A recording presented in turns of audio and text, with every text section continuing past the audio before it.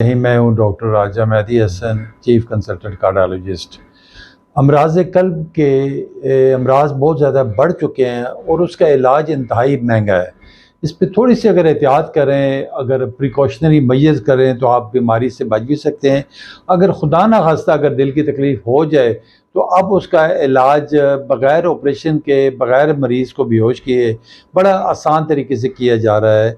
और ये latest technique क्या है, इसको कहते हैं EECP, यानी एनहेंस्ड एक्सटर्नल काउंटर पल्सेशन।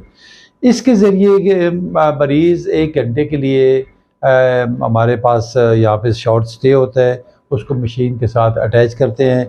जब मशीन ऑन होती है तो वो through push and pull phenomena, यानी वो जर्क्स के ज़रिए उनकी टांगें थोड़ी थोड़ी आस्ता आस्ता उठती हैं और ब्लड सप्लाई जो है दिल की तरफ बढ़ती है और इस दौरान कुछ हार्मोन्स, केमिकल रिलीज़ होते हैं जिसकी वजह से एक्स्ट्रा शरेयानें बनती हैं और जो नेचुरल बाईपास का काम करती हैं।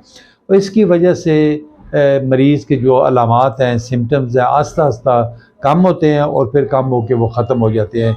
जैसे सीने में दर्द रहना, घबराहट होना, सीने पे बोझ पड़ जाना, दिल की धड़कन तेज़ हो जाना, पसीने आ जाना, या और बाजू में या इसके इंटर रिलेटेड कोई भी और भी सिम्टम्स साथ साथ हो सकती हैं।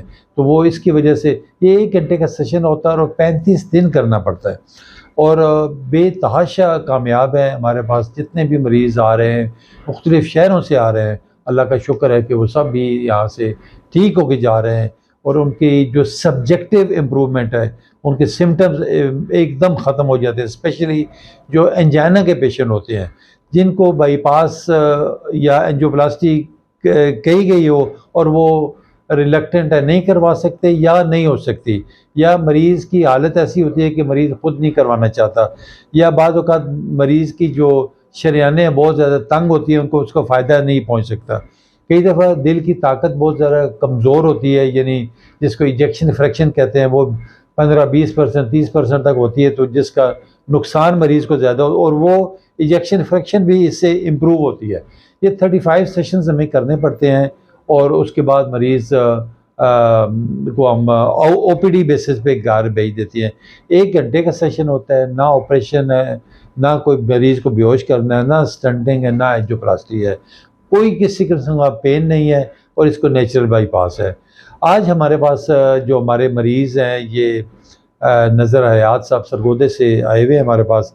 इनके आज माशाल्लाह 35 सेशन कंप्लीट हो गए हैं और आप अभी हम उनसे बात करते हैं कि उनकी अलामात पहले कैसे थी और आप कैसी तबीयत है, और ताकि हमारे नाज़रीन को भी। अस्सलाम वालेकुम नज़र साहब। अस्सलाम वालेकुम जी। क्या कैसी तबीयत जनाब? हमारे सुनने वालों को बताइएगा, आपके जब आप आए यहाँ पे उस वक़्त आपकी क्या हालत थी और ये सेशन कंप्लीट हुए हैं तो उसके बाद कैसा महसूस कर रहे हैं आप?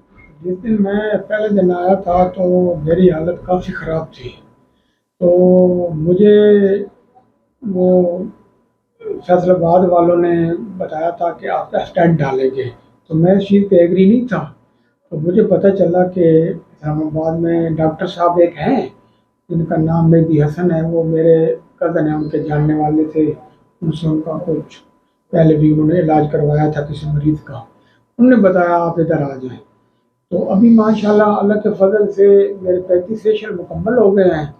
तो आए दिन जो है ना उसमें बेहतरी आई है और 35 सेशन मुकम्मल होने के बाद अल्लाह के फ़ज़ल से मैं उसी पिछली हालत में आ गया हूँ जिस तरह पहले मैं बिल्कुल ठीक। अच्छा, माशाल्लाह माशाल्लाह। यानी अभी चलने फिरने में, सीढ़ियाँ चढ़ने में जो आपको घबराहट होती थी, सांस फूलता था, वो सारी अलामात ठीक है अभी आपकी? अभी कुछ भी नहीं है, चलता फिरता भी हूँ मैं, तो कुछ सांस भी नहीं होता है, कुछ भी नहीं होता मुझे अल्लाह के फ़ज़ल से। माशाल्लाह। चलिए, अल्लाह ताला आपको मज़ीद सेहतमंद, तंदुरुस्त तवाना रखे। ये इनके साथ बेटे भी आते रहे हैं।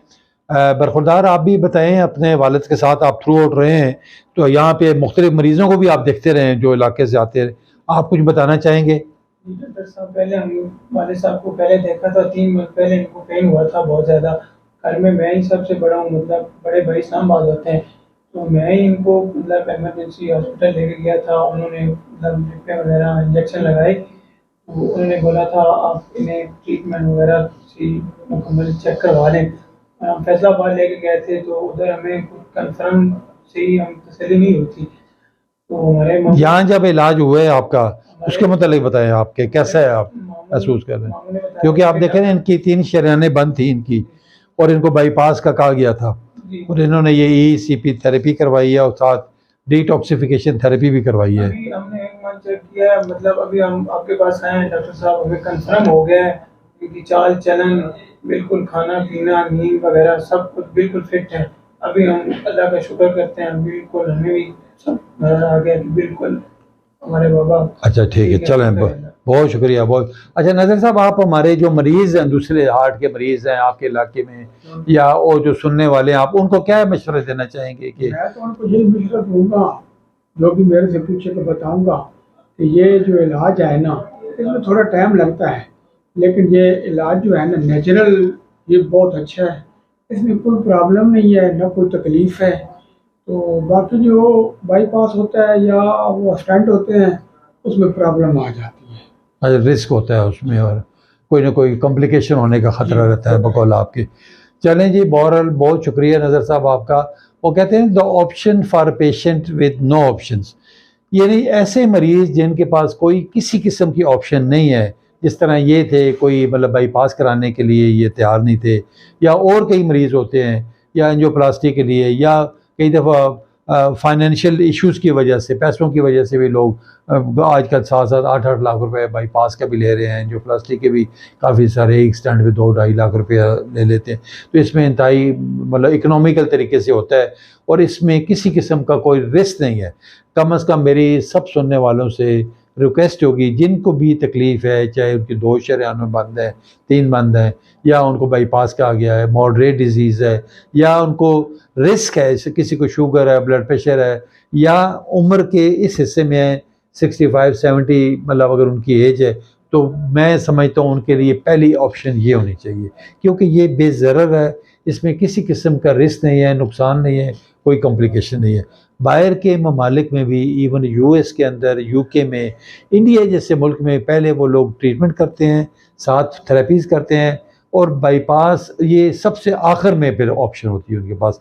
फिर भी दवाई खाने के बावजूद भी अगर तकलीफ़ हो किसी को, तो फिर वो आगे सोचते हैं कि चलें यार, अब हमारे पास कोई हल नहीं है। जब आपके पास सारे हल मौजूद हैं, तो क्यों ना पहले मतलब ये ट्राई किया जाए। सबसे पहले मैं यही कहूँगा कि आप कम अज़ कम ECP थेरेपी करवाएं। आप लोग विज़िट करें, मेरे YouTube चैनल को देखें, हमारे पास जितने भी हमारे पेशेंट्स आ रहे हैं, वो उनके रिव्यूज़ हम दे रहे हैं, उसके ऊपर लोग अपनी मर्ज़ी से खुशी से उसमें ऐड ऑन करते हैं। और ये कोई मतलब आम ट्रीटमेंट नहीं है, ये बाकायदा जो US में जो हमारी FDA है, उसने इसको अप्रूव किया हुआ है, और American College of Cardiology, American Heart Association, European College of Cardiology, इन सब ने इसको अप्रूव किया हुआ है। और आप सबसे रिक्वेस्ट यही होगी कि कम अज़ कम एक बार ज़रूर आजमाएं, और